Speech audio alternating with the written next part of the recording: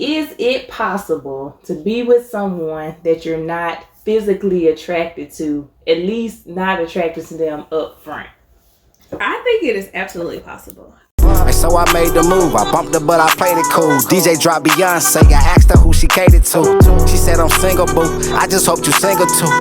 But I ain't tripping. I'm just out having a drink or two. Welcome to another Degree Single segment, and thank you for listening. If this is your first time listening to a segment, I'll introduce the concept. Degree Single is a platform that I launched in the summer of 2020, which focuses on the experiences and perspectives of different relationship dynamics with a special emphasis on singleness. Degree Single has grown to include a website with articles, merchandise, a YouTube channel, and a social media presence. Part of my feedback from readers and viewers was about a podcast, but I feel like a podcast was more than I was looking to take on at the time. But I did develop a happy medium, and that is Degree Single segments. This will consist of concise conversations with guests or just my own personal thoughts about different topics. But the conversations haven't really been that concise in the past, and I'm not expecting this one to be any shorter. Today, I have a great friend of mine as a guest, and I've described my last two guests as historic because they were my first guests ever or my first guest of the year. But again, I have yet another historic guest because she is my first single guest, whereas my other guests have been married. So hopefully you don't mind me saying so. So thank you for being yet another historic guest. And this is monumental, and I'm really looking forward to our conversation because I too am a single woman.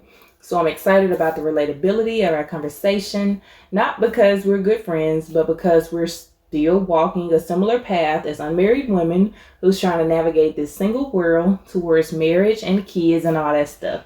So say hello to my girl, Erika Washington, and thank you for being my guest, and I'll allow you to introduce yourself and let listeners know a bit more about you. Hi everybody, my name is Erika. As Krista said, I am a single woman. I currently practice as a pharmacist. I'm from Memphis, Tennessee. I do have my own YouTube channel. It's called The Air Yeezy. Kristen can link it in the bio if y'all want to go visit. I do more vlog and lifestyle related things. But I'm super happy to be a part of this segment, and I look forward to our conversation today. Thank you. Yes, thank you so much for being here. And so we know this conversation can go a number of ways because this is like a real girl talk situation. Just from sitting around, phone conversations, texts, just daily things. This is like not even new. So anybody or anything can come up. We're going to try to leave y'all names up out of it. But let's start with something that we recently touched on. I don't know how we got to it at the time, but I think it was a Facebook comment that someone left me about being with someone that you're not attracted to. Yeah. And you hit my line shortly afterwards about the topic, and of course we discussed it that night. But let's get back into it. Is it possible to be with someone that you're not physically attracted to, at least not attracted to them up front? I think it is absolutely possible. I think a lot of people put a lot of emphasis on physical attraction. But when you think about it, well, me personally, when I think about it, none of my past partners have been men that I was instantly attracted to up front. It was more so things about them that made them attractive. Not saying I found them like hideous or anything, but like when I look at them, I'm like, oh my God, like he is just so fine. Like it was no... How people feel about Michael B. Jordan, like I've never felt that towards any of my partners. Like when I'm with them, I think they're handsome, you know, but I think it's more so personality traits and things that draw me to them that make me find them attractive versus physical. So I think a lot of people put an emphasis on physical attraction, but I feel like it's definitely possible to be with somebody you don't find physically attractive up front.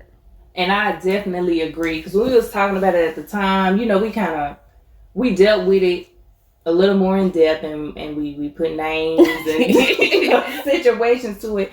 But it's like true because, first of all, just a bit about myself, if a guy is like the finest dude in the room, I don't tend to even like him. I don't trust it at all. If he like the man, I can say the N-word, he the guy.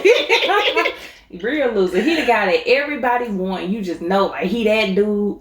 I tend to not even like him. And it could be unfair, but I just associate certain qualities with a person like that. I feel like they know it. Mm-hmm. Oh, I'm the hottest dude up in here, so all these women want me. And so I just associate a certain kind of like arrogance and a certain kind of entitlement and expectation with a guy like him. So off rip, if you the best looking dude in the room, I ain't even looking your way. Exactly. No, I feel like they're definitely kind of narcissistic. To a point. I feel like I already like men that are arrogant.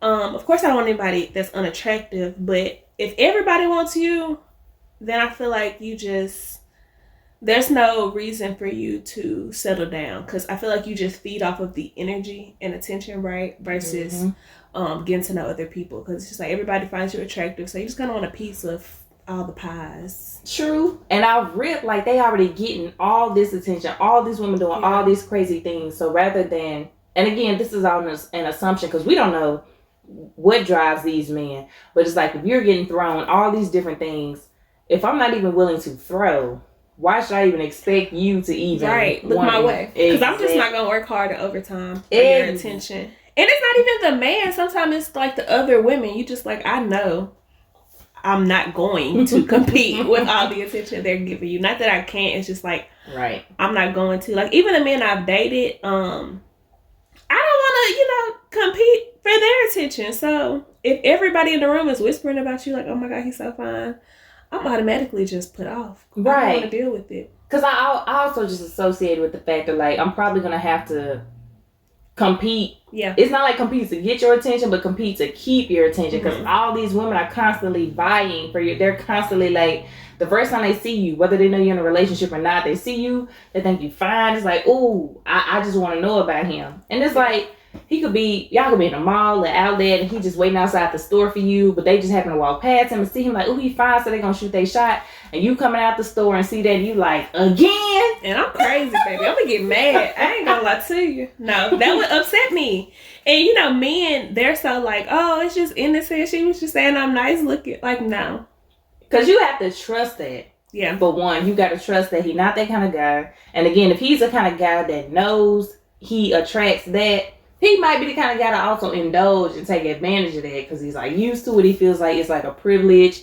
And so I just don't be having time. Now, that's not to say, the men that are listening, if I have talked to you, that's not to say you ugly. No. No. It's not to say you're the ugliest in the room, but it's like not in the room. Right, but it's just like, if you were the finest, I don't know. It's I've never like seen a dude that's like the finest in the room now and just been attracted to him now. Like, that's just never attracted me. I don't know why. I don't know. I feel like most of the men that are like attractive, like model attractive, they have no personality because they've just gotten by off their looks. So they have like no character. In my like experience, not saying that's true for all of them, but like I've seen and met some really attractive dudes and they've tried to talk to me, but I'm just like, you are so boring. Like, they want to talk about, outfits and stuff. Like, sir, I got friends for that. I don't I don't need you for this. Oh, yeah, I don't know how I would feel about that. I don't know if I'm trying to think if I've ever been in a situation, and it's just being transparent, because a lot of people social media age, they pick these fancy captions that don't match their situation, try to make like they always been the baddest in the situation, always attracting the baddest. I don't know if I've ever been that woman where it's like, if the baddest dude is in the room, I know he's gonna look my way. But I've also never been the kind of girl that cared, because I never associated the attention you get as like a correlation of your worth. Yeah, or your caliber. Like, just because you getting that attention, to me, it don't make you a good dude. So I've always been focused on who's a good dude versus who's a guy that stands out in a crowd or attracts a lot of attention. So I don't feel like, I can't really recall if I've ever attracted like the finest guy in the room out of all the women if he came to me. But I also have never cared, because he was never of importance to me to feel like if he did come up to me or not, that I was slighted in some type of way, that it said something. So it just never really mattered. Yeah. But I think it also goes into like your type. Like, types really are a thing. Yes. So just about like, I don't know, like, I can't even think of a celebrity who I'm just like, oh my God, he is so fine. Like, I would just fall at his feet. Even with, and I'm so glad you said it, because even with Michael B. Jordan, and we've already referenced him in like this conversation, but like I feel like if Michael B. Jordan, if I went to school with him, middle school, high school, he was from my hometown, I don't feel like a lot of people would be checking for him like that. I feel like it's a combination of his celebrity status and all these kind of things, and the people that have sought after him that like contributes to his attractiveness, because just looking at him as just a bare bones man, I don't feel like he's unlike any man I've ever seen before. Mm-mm. But I don't know. Yeah, most of my celebrity crushes is like characters and stuff they've played and like qualities they've portrayed in a character that made me like, oh, he's so fine. And it's the same thing with dating. It's like, it's what you portray to me is gonna make me find you attractive. That's why I don't get why people are just like, I'm not physically attracted to him at first glance. I'm like, okay, you can get over it. And then another thing about types, which is how I know it's not strictly looks, none of my exes look the same in the slightest, like, at all. You know what? And I don't have a lot of exes to really compare. I mean, same. But I do. And I have a video talking about types, and we really shouldn't box ourselves into a type, because you should focus more on like a character type rather than a physical type. Because you can find a character type in all kinds of people if you don't limit yourself. But a physical type, you don't even know if you're going to find a characteristic that you want. You're just like searching after a particular shell. Right. Although I have found outside of my character type, if you're taller than me and you're brown and you're bearded, that tends to help. But you can have so many people that fall into the category that don't look alike. But even mine, like, I've had exes taller than me, like, they play basketball, some my height, especially heels on. But I feel like all of them have like personality things in common. Yeah. I'm not going to say what that is, because I don't need y'all, trying to. No, we ain't trying to piece it together, because somebody gonna be sitting there with their notepad. Okay. I've been waiting on this, because who was her niggas? We ain't never know through school. So they sitting there. Mind your business. With their notepads. I'm there. But yeah, I definitely agree with you, like the character types. And again, I kind of have to run back, like, with the guys that I was able to be like, it's one thing to be like, I talk to you, but it's another thing to be like, you was my boyfriend. Yeah. And that's going to lead us into the next question about situationships. But it's like, I wonder if my consistency has been more physical traits or character traits.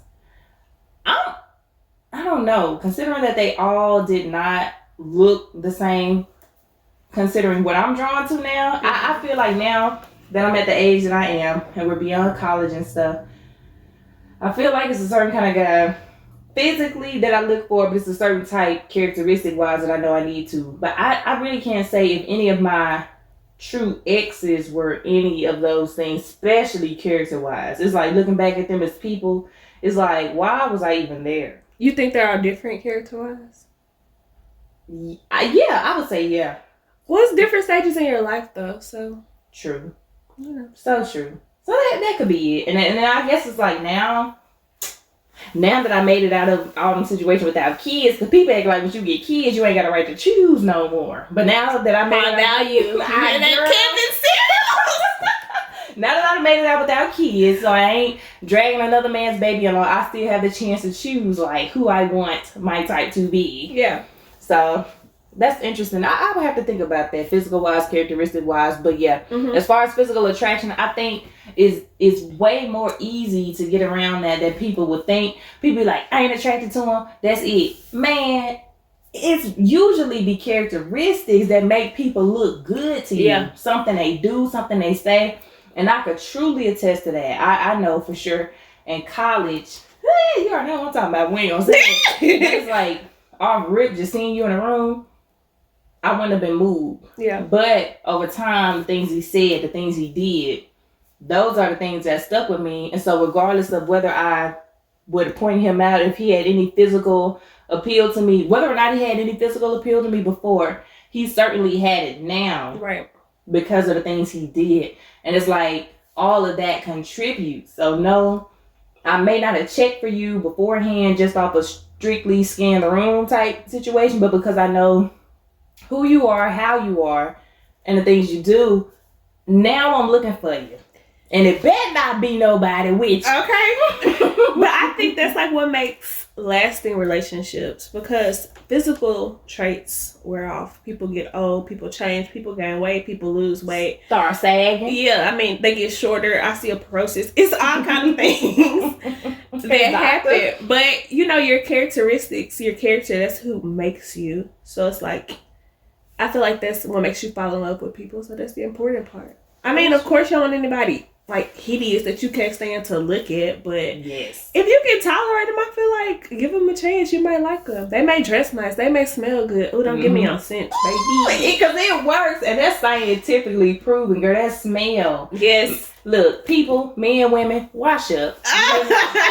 go by that Macy's counter, wherever you get your cologne, Macy's, Bell, wherever region you in. If they sell those fragrances, really pay attention, okay? Look, Sephora gives samples if you want to test them out. See what matches your pheromone. Because I will go blind if you smell good. Oh my God. Hear me? I was like, look at that ogre, but he smells so, oh my God, baby, that's my Shrek. That's me and Shrek. That's my man, and I'm going to stick with him. Yes, just call me Fiona, girl. Okay. He smells so good. Yes. Girl, That is too funny, but it's so true. So my answer to people, in short, they be like, I'm not physically attracted to them. I feel like if you're with somebody and you're still concerned about the physical attraction part, then you probably need to leave them alone. Because if you met somebody that's like a good enough of a person with a certain amount of appeal, in other ways, you would have kind of largely forgotten that physical part some ways back. For sure. Because like I say, if you still just stuck on that physical part, then you probably ain't even looking at them for all the other parts you hadn't even discovered. But it's been plenty of guys that I was like, I don't know. Yeah. But once I got to know other things, I couldn't see nothing else. Yes. But they be the finest thing in the room to me. Yes. Stuff they do be cute. Even if they not cute, he cute, he handsome, he just why he not texting me back, why he not calling. A dude that you know ain't getting women, you know? But now you concerned, like, is he getting women all of a sudden? Yes. So, so yes, I definitely think it's possible to be with someone that you're not physically attracted to. Because up front, yes. Because their other characteristics kind of help you circumvent that.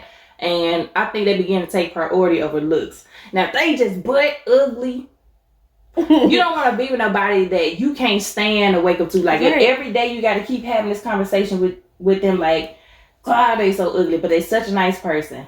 You probably still don't need to be with them. No. I mean, I will say, though, all of my partners, I feel like they were attractive. I'm just saying, like, I don't know. I feel like they're attractive, though. Like, I wouldn't mind having kids with their features. And I'm not going to lie, when I date people, I be like, what are babies? Because my kid's not going to be teased, okay? Yes. Ain't nobody going to be teasing my kids. Child, well, you know, we talked about this. And I think, you know, it's worth just tossing out there. You can love a person for what it is. But I just feel like in the age of bullying, I'm not saying be with a person. I'm not saying don't be with a person that you don't like, but it's like also be aware of your genes and their genes. Yes. Compatibility. If the people around them have had kids, pay attention to how they turn out. And not to say don't have kids with them, but just know what your kids might be up against. Yeah. And you might have to fight somebody else's kids for coming for yours. I know my kids gonna be big eyed, big feet, then you know, baby, we're gonna talk about that. You do have big eyes, you do have big feet, but when people say that, you just talk about their mama. Okay. Period.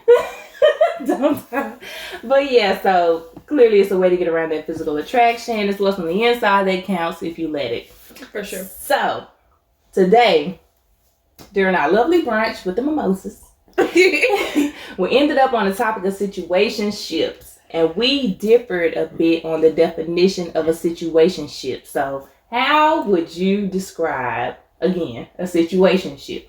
I think situationships are when you do relationship type things, but you're not in a relationship. And I say that to say, I feel like there are different types of relationships, I guess. So we kind of talked about friends with benefits versus situationships versus relationships. I feel like friends with benefits, y'all friends, y'all cool. We all know it's just like a chill type thing. But we have benefits, mainly sexual. I feel like that's friends with benefits. Then you also have F buddies.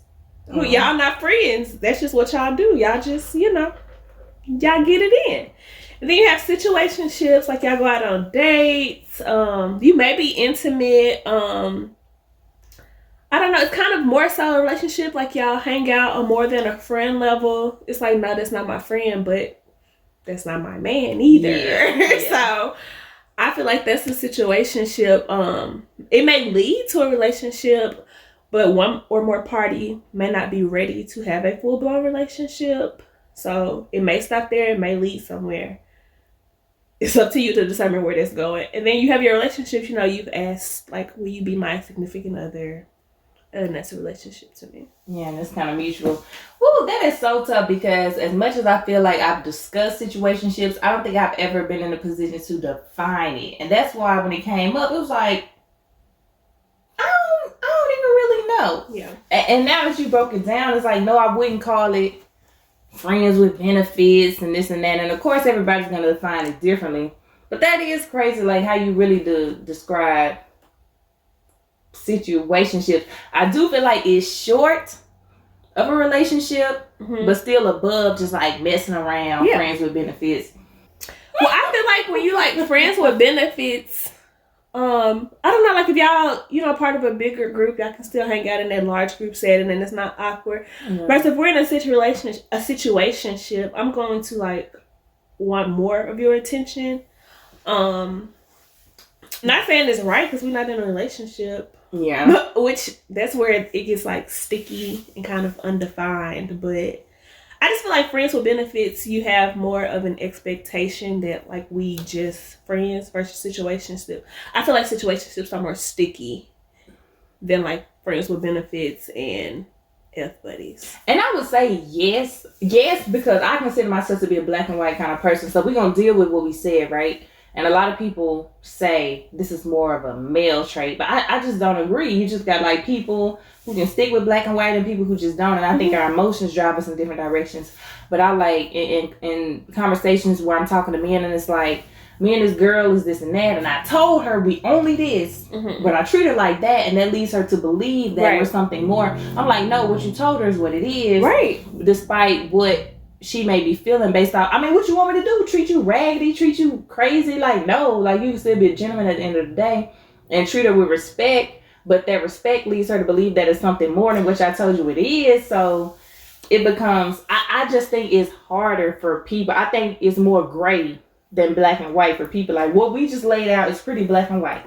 I like black and white. But a lot of people don't operate in black and white. That's what I think. I think when we sitting here and we saying, is this black and white? Then we get in those situations. I think it don't be that. I think it'd be more gray. I feel like it's so easy to say what you mean and mean what you say though, right? Like if you don't want a relationship, like you just want sexual benefits and you upfront about that, don't like sit in the bed after and cuddle and pillow talk and kiss the forehead. Like go home. Get up and that's what you, that's what you want. So I feel like that's what make it sticky. Like no, if you want friends with benefits, if that's what you say, that's how you need to act. Like be about what you say you about. Yeah, it's hard, bro. I'm telling you, like Lord. No, I don't have time for that. Black and white, like say what you mean what you say. Like if I tell you I don't want a boyfriend, I just want a sexually beneficial mutual relationship. I'm not about to come in your house and be like, can we cuddle? Can I talk about my day? Like, no. That's not what I do. Exactly. Yo, I'm so glad you said that because I feel like those are some of the responsibilities that toggle between a relationship and not a relationship. And I've told people like, I don't think I've ever told a guy. I think I kind of like just pull back and disappear when I feel like it's getting too much for me. But what I tell my friends, it's like depending on what the situation was leading into, I feel like it was more than I was supposed to take on as whatever I was, situationship, friend, whatever. Whatever direction it was heading in, I didn't feel like that was my particular obligation. And some people are like, oh, you don't stay there, you don't stay loyal. You need to know who you're dealing with and what you're signing up for. If your life come crashing down and all these other things and you need like all this super level of support, if I didn't sign up for that, I hate to tell you, Yeah. I'm probably gonna deal. But that's not, I mean, that's fair though. It's not fair to you for like when they need you, they want more. Like, no, you said this is what you wanted, this is what you get. You don't decide when you need more, you get more. That's not fair. Because, you know, we've already went into a mutual agreement of what this situation is. And that's why I feel like it becomes great, because I feel like that's girlfriend and wife stuff. It is. Like, take care of you, nurture you. No. Yes. And I hate to say it, but it's like, I've been with people in the past. I feel like I've tried to work with people through situations, but now that I am where I am, I've learned, like, nope, you got that going on, you need to go to therapy. Yeah. And I'm not your therapist, and I know women have this, like, I hate to say terrible tendency, but we try to love people past their pain. As Tyler Perry put it, I want to nurture you, I want to hear open up to me. No, don't hit me with all that. If we ain't there, and we haven't mutually agreed to be there, I need you to hold on to that. Because you might give it to me without me asking, without me expecting it. And now because you chose to give it to me, you expect me to know how to hold on to it and do all these things. Because, you know, a lot of men will tell you, well, some men, because nothing is absolute, and I try not to make generalizations. But some men will be we know our strong black men are dealing with a lot. Yes, we know our strong black men are dealing with a lot. Yes, let that be said. We know our strong black men are dealing with a lot, and so the weight of the world is on you. Yes. And so when they come to us with some of these weights and some of these issues that they're dealing with, it's not that some women don't care, but I feel like you need to know who you're taking that to, because you may be taking that to a woman who's not positioned to deal with that, versus a woman who is. And the woman you chose to deal with, you may not have put her in a position to deal with that. That's how I be feeling. If we just kicking it, what the song say, we just fooling around, we ain't going steady. Then don't be coming to me with your life problems and expect me to have an answer. If we going steady, now I got all this wisdom and all this guidance and stuff for you, but we ain't doing all that. No, I probably ain't looking to bear your burdens with you and all that kind of stuff. And that's why I feel like it gets great, because some men tend to feel like, well, that ain't loyal. No, but if we're in a situationship or, you know, friends with benefits, those don't require loyalty. And they're quick to say that when they want to mess with somebody else, right? It's like, oh, we're not together. So we're not together, so I'm not obligated to hold you down or, you know, be responsible for your feelings. Don't talk about hold you down. Duh. Girl, don't talk about that hold you down stuff. Nah, I'm gonna leave it at that. I'm just saying, like, if you want to take on that full role, if that's what you want, then that's what you want. But if that's not what you want, you don't get to pick and choose when you reap certain benefits. Exactly. I feel like people try to, like, pull characteristics of statuses that they're not in. We're friends with benefits, all right? You want to pull in these boyfriend privileges into friends with benefits and then get mad at me. Right. Like, where you at? Not your business. Why are you talking to him? Not your business. No. But then it's like, well, if you fooling with me, you need to be loyal. But okay, you can't ask the same of them. That's not fair. Girl. Okay, we gonna go on to the next question. Because somebody finna get mad. Somebody finna get mad. We ain't got time. Okay. We just gonna cut and dry. We finna get off of that. Period. Because you finna send me on a whole different tangent. So as a professional woman with characteristics that some people would like for us to believe is off-putting if you desire to be married, how do you feel about those ideals? And for an example, people talk about the own house, own car, own money, this and that, blah, blah, blah. And then they get to the whole, well, mama got all that, what she need me for? And it's like, if you're raised to make a living for yourself and just like maintain certain necessities, that's just what you do. But some people have labeled that as independent, and associated with that independence, well, you must not want a man, you won't let a man be a man. And I don't know where that came from, because I personally had not seen that. Like I don't understand. I didn't think there would be a problem if you're raised to do certain things and acquire certain things and aspire to marriage. I didn't think that one will become a deterrent for the other. Right. So as a professional woman, you mentioned like you're a pharmacist, you're a whole doctor out here. And some people are like, oh, she a doctor, she this and that, but she don't need me. Although you never said it. Right. Like these are ideas that we're battling and notions that are out there. So how do you feel about those ideals? I think for someone to be able to deal with me, they have to be comfortable with themselves. I feel like it's a lot. It has a lot to do with how comfortable you are with yourself, right? Because I did have that situation. I was talking to this guy I thought we were getting along fine, but he became like distant. So I became distant in turn. And then, you know, a couple months later, he like came back, and I was just like, no, we're not gonna play this. And he wanted to talk his feelings out then, and he was basically like, I just felt like you thought you were better than me because you were in school to become a pharmacist, and my profession was XYZ. And I'm just like, I've never said that. I've never gave you that indication.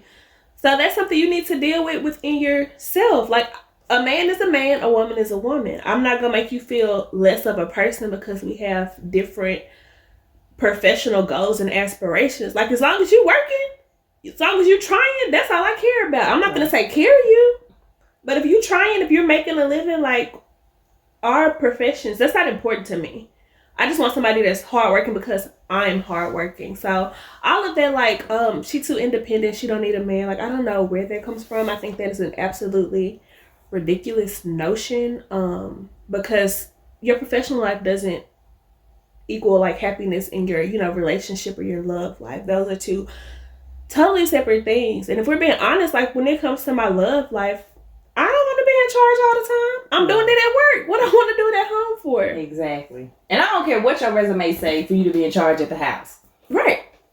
Like, if you can kill bugs, you can kill bugs. You can open a jar, you can open a jar. That's what I care about. Like, okay. Look, if we hear strange noise, you get up. I don't care. Don't cower under me. That's what I care about. I don't care what job you worked before you got here. And you know, it's so crazy. Like you said, things was going fine. Then he kind of disappeared. Then came back and was like, well, I just felt like you. Hold up. Because that's what I really want to deal with. It's one thing if you're presenting this to somebody and making it an issue. But if you make it an issue for yourself, yeah. I feel like, and I'm not saying some women who have reached a certain earning status, certain professional status, certain caliber of whatever. I'm not saying some of them don't belittle people when they get to that point. For sure. What I'm saying is I don't feel like all of them do. No. Now, I don't know everybody. I wouldn't even say I know a lot of people compared to like the percentage of like the population. But I know enough people in professional roles, lawyers, doctors, teachers, PhDs, like people in a lot of engineers, like all these type of things where women are minorities. They're not highly represented, but they've achieved these levels and accomplish certain things and make a certain amount of money. I ain't met one yet that said, I don't want no man. Ain't nothing man can do for me. Right. And so I be hearing this from men. She don't want no man. You know what it is though? When you say that, it made me think. It's more so I don't rely on a man, right? So some men want you to be fully reliant on them. Like, she needs me. And I don't need you at all. It literally is a want. So you're not going to be out here cheating on me, beat me upside my head, and I got to stay because you make all the money. Right. And I can't leave. That's not the case. And I feel like that's what a lot of people, they don't understand that that's what they're saying, but that's what they're saying. Like, when they're like, oh, why did marriages last so long with our grandparents? Our grandmamas weren't working. They had to stick with them. They had to rely on these men. I don't have to rely on you. I'm not going to deal with that. But if you treat me with respect and love, then all of that don't matter. Like, I care about your job. When I'm, dating somebody, I'm questioning them. Like, how was your day? What did you do today? We don't have the same career path, but I want to know, like, what you do. I'm interested, right? Yes. But at the same time, it's not like, oh, I'm successful, so I don't need you. It's just like, I don't need you and your bullshit. Right. Sorry if you don't curse on this channel. It's fine. But that's what I don't need. Like, I don't need you and the baggage that comes along with it. And when I say baggage, I mean like that toxic stuff. Like, nobody has to put up with that. Exactly. The same way they don't have to put up with it from us. Men, let it be said, from a black woman to black men and all men, you do not have to put up with women's baggage. You ain't got to build them up. Whatever you feel like women ain't willing to do for you, you ain't got to do it. Period. Right? Like, so... But no, we ain't got to deal with that. And this is like mind-boggling to me. It's like, did somebody tell you we don't want you, or did you convince yourself? Because that's your insecurity. If he felt a way about you being a doctor of pharmacy, that's you. You didn't say, because I'm this, you need to this. It was him and his mom. Well, because she this, I feel less about what I do. You ain't never tell him that he was less for what he do compared to what you do. And that's what I feel like happens more often than not but the conversation is strictly independent women don't want this kind of dude. And I'm like, who told you that? Who told you? Don't talk about what you think you saw in movies or what you think you read in magazines or saw on Oprah. In your experience, who told you that? When has that ever been a deterrent? And I feel like a lot of times you will find that it's not. It's just your personal ego. You hold their profession as higher regard than yours. That's on you. You can't put them words in that woman's mouth. You can't put them feelings on that woman. You can't project your insecurities about what you do compared to her on her. Yeah. And then turn around and say, well, this is why we can't prosper. No. You need to figure out. Yeah. If she ain't gave you no reason, because like I said, I ain't met one yet. Doctor, lawyer, engineer, teacher, PhD, chiropractor, nothing that was like, I don't want a man. Yeah. And I won't let him be a man. I want you to do whatever you feel like you need to do. If you need to take my, whatever. Wait, say what? What you want to do, you can do it. Like, what is you talking about? Yeah. And I ain't met none that even had a problem contributing financially. It's just always their perception of how it looks. Yes. If my woman contributes financially, or if I can't afford to maintain her lifestyle, it don't ever become like, well, I can't afford, all that she do is, it becomes she living above her means. Sir, I was living like this before you got here. I'm not living like this to make you look bad. This is who you walked up to. This is who you say, hey baby, how you doing? And I feel like they like that, right? Until it get real. Right. Or make them look bad. I don't know. I just feel like people, let's figure that out. Let's come to terms on that, because even what we're saying in our experiences here are not absolute. But I do feel like it's a different angle to the conversation that I personally have yet to hear. We need to get a man on here. We do. Not Kevin Samuels though. The girl. He can't sit with us. It's not too far off having men on here. It's just a matter of, just putting the conversation together. Yeah. So, speaking of the men and those notions, I have seen people, particularly men, associate women's relationship problems with daddy issues. Oh, that's their favorite thing to say. And I think it's largely agreeable, though, that not having a present father can cause problems throughout your life. But as two women, you and I have had present fathers throughout our lives. So do you think our encounters with men have been any different than women who did not have a present involved father? Honestly, I think yes. I say that because some of my friends who weren't raised with their fathers, I can say this because they're my friends, I feel like they look for a more paternal love in their partners because they've never experienced that before, or they've never had a dad to kind of tell them about men, right? So my dad has been talking to me about men for as long as I can remember. Kind of not giving their trade secrets, I guess, but kind of, how men think, how they operate, especially when I was in high school, because men are still a mystery to me. I don't know what they think or why they do what they think we're mystery to them. They're a mystery to us. Right. So on both sides, but I really depended on my dad a lot, to have those conversations with him, this is happening, what's your take on it? What were you thinking? And my daddy, he'll tell me, he was a young boy. He was a little player. So, okay, Mama, Washington. Period. Don't listen. My mama, she pulled her one. But, no, for real, I think that I do depend on my dad a lot as far as relationship advice.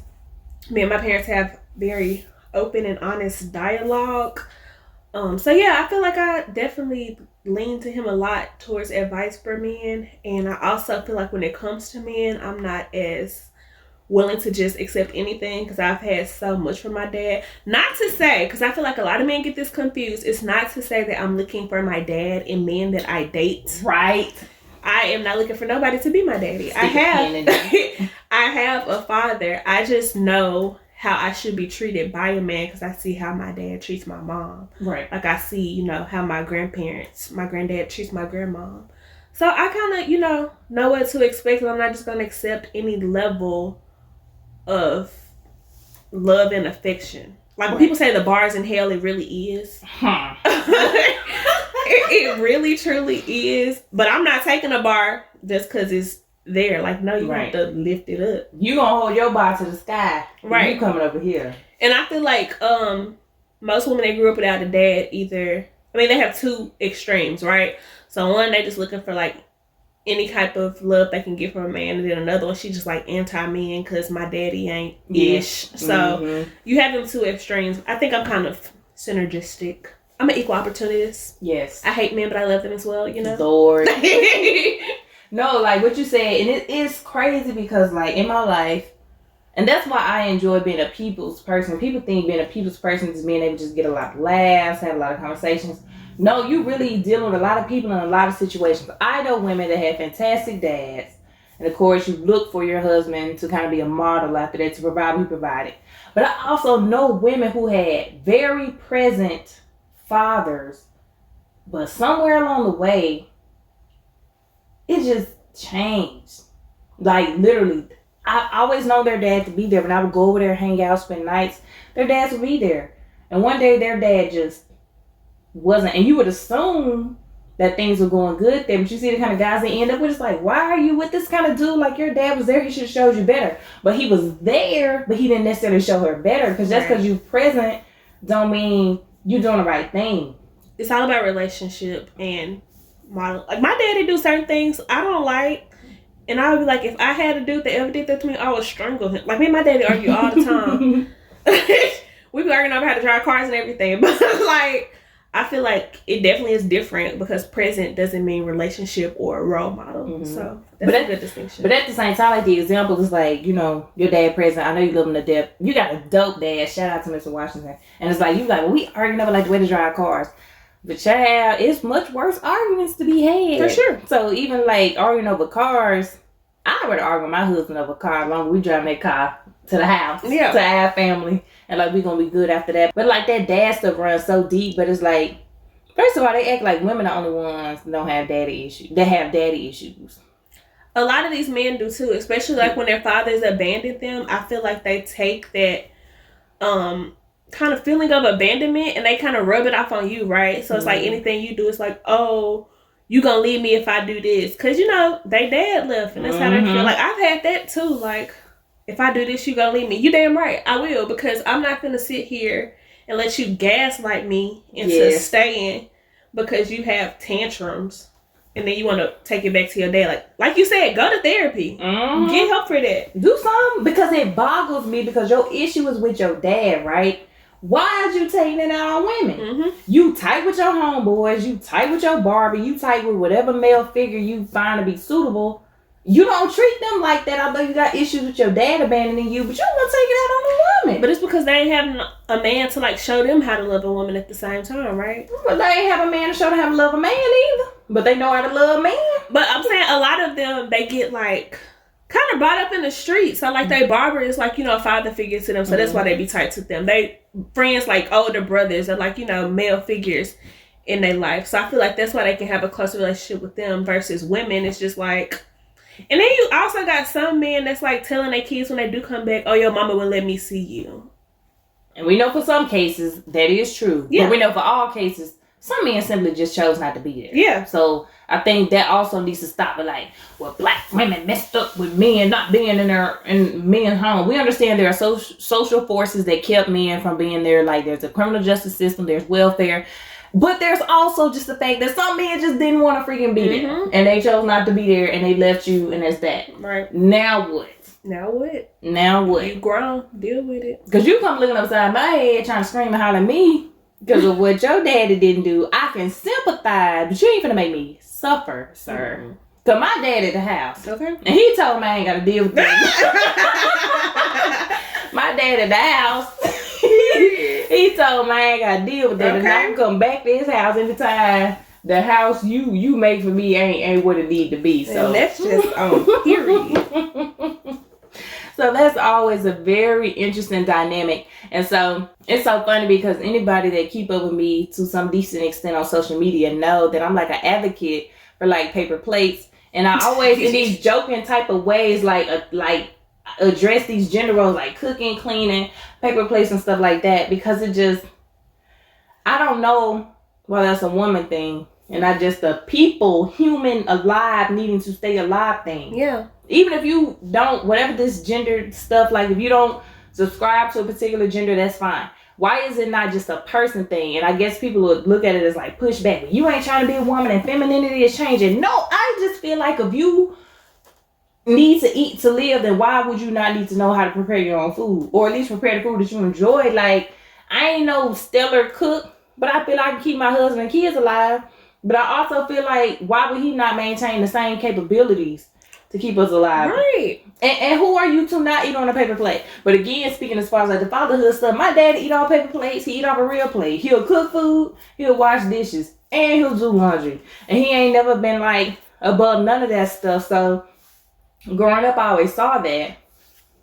It just was never a thing. It just was never thought like, as a woman, I'm supposed to do this, because it just always got done, regardless of who do it. Mm-hmm. And then we at our age, in the dating world, considering marriage, kids, and all this stuff, and it's like, well, women are supposed to do this.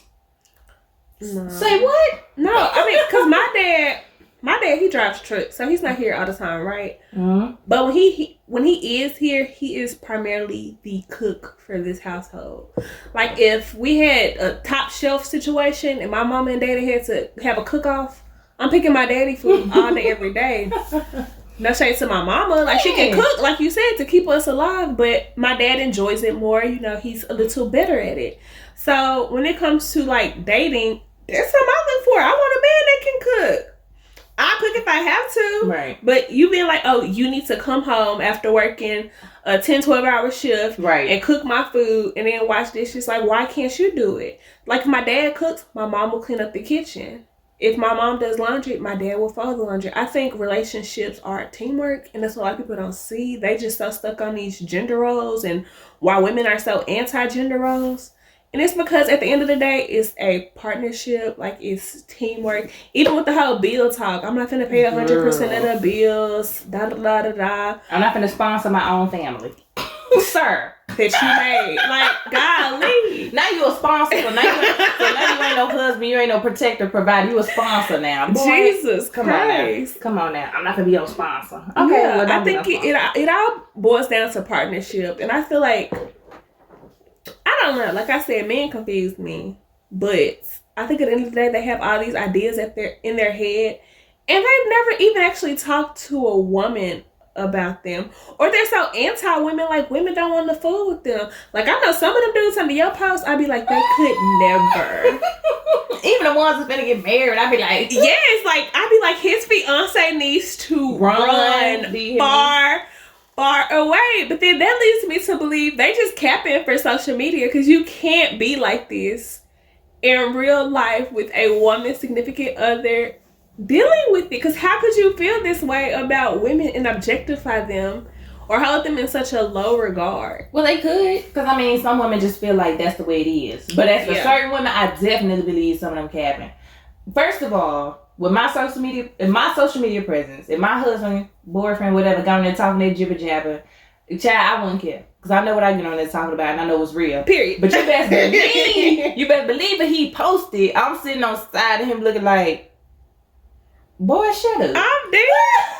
Now, and it's funny because I saw this, it was a tweet, and it was just like, whenever I'm dating somebody, I can't even follow them on social media because everything they post, I'm just like, shut up. Like, why are you talking right now? Please don't follow me. And it's true, because all of us sometimes, just talk out of our butt, just to talk. But I feel like some of the stuff is just very disheartening to see how they feel about women, to say the least. Like, and then you got some dudes, your stuff, they joke, and I can laugh because I know, like, it's coming from a good place, like they being funny. But I don't know, some of them really concern me, and I'm really concerned for their significant others. Yes, that's exactly. And I'm like, girl, jump, get your parachute. But like some of them, like I say, definitely, I don't assume everything a lot of those guys that under there and say it's like law and fact. Some of them, I kind of feel like I ain't got much else to go off of about you, so that might be true. Mm-hmm. But some of them, they just joking. We can take a joke, right? But then some of them can't take jokes. Like, you say stuff and it's in a joking manner, and they're just like, well, how dare you say this about men? It's just I'm like, man, you better get on. Calm down. I'm like, did you not read this other post where I talked about Okay, don't worry about it. Jeez. So it's like, I don't know. Y'all, please have balance when you come on my page. Do not come up on that doggone page. I'm not for you and I'm not for them. I'm for whatever I think at that time or whatever I feel. Okay. So yeah, that's definitely like what my person's gonna have to be about. But some people definitely exhibit signs that I feel like your person needs to be looking out and they might need to run. Mm-hmm. But some people I can be like, I know they posted this. I don't necessarily know if they believe that. If so, that's their household. And some of them, it's just a straight up joke. It's straight up hogwash. Like paper plates. Listen, if my husband want to eat off a real plate, as passionate as I feel about paper plates, if my husband wants to eat off a real plate, he can eat off a real plate. I will give him his food off a real plate. If I'm cooking and serve him whatever name you want to put on it, I will serve my husband on a real plate. But I feel like your attitude does not need to be that when you're against washing dishes. Yeah. Simple. Because that's privilege, right? Yeah. So like, why do you feel entitled to eat on a plate, but you too good to wash your dishes? Exactly. That's all I be simply saying. And a lot of people get on that social media and fall into the trap and then get in my DMs and mess themselves up. Because now you done already like spewed your ignorance. I don't even want to holler at you. I will serve you on a real plate, but your attitude should not be that you're against washing dishes. Mm-hmm. Even if you're not against washing dishes, I probably will still do it because I prefer to wash the dishes. But it's your attitude and your mindset that as a woman, I'm supposed to make your food and I'm supposed to serve it to you. So you can't even get up and get it out the pot. And serve you before I serve my kids. But we'll get on that later. And then I'm supposed to bring it to you on a real plate and then wait until you're done. And then collect it and wash it. And if you feel like you ain't supposed to have no part in that process, simply like it's my birthright to do these things. I was born to do this. I don't like that attitude, so I know that's why you get all that paper plate propaganda. Although I believe it, but it's like I know you can't serve no steak on no paper plate. I don't put my own food on paper plate and fold it in half, and I had to get a real plate. So I'm not against real plates, but I'm against your attitude towards them. Yeah. To think you're above them. And being above them, you're not willing to do what it needs to do, what you need to do to have paper plates. If you're going to have real plates, you got to wash dishes. If you're against washing dishes, you for paper plates. Okay. The way it seemed to me. That's why I'm for paper plates. I don't like to wash dishes. Yeah. And you ain't going to do it. So how you going to dictate to the person who got to do it? How you going to be mad at them for making their job a little easier on themselves on top of everything else they might have had to do, so. That's a whole nother segment, child. Team paper plates. Yes, team paper plates for sure. Y'all know I am. So, girl, I think that kind of wraps it up. I think for the most part, I feel like we've touched on so much. A lot of these topics, and again, we've had these conversations. It's been amazing as always. So, thank you again for being my guest today. I love our conversations, and this one is no different. Quickly, I want to give you a chance to shout out anything you have going on that you want to publicize that we can support. I know you mentioned your YouTube channel. Yes, so I have my YouTube channel. Like I said, it's more vlog lifestyle. I'm going to venture out to do more things. But my YouTube channel is www.youtube.com/TheEryeezy. So that's TheEryeezy. My Instagram, Snapchat, all that is Eryeezy. ERYEEZY. And then I also am starting to coordinate events. So if you're in the Memphis area, hit me up. I can coordinate events. We make your dreams come true.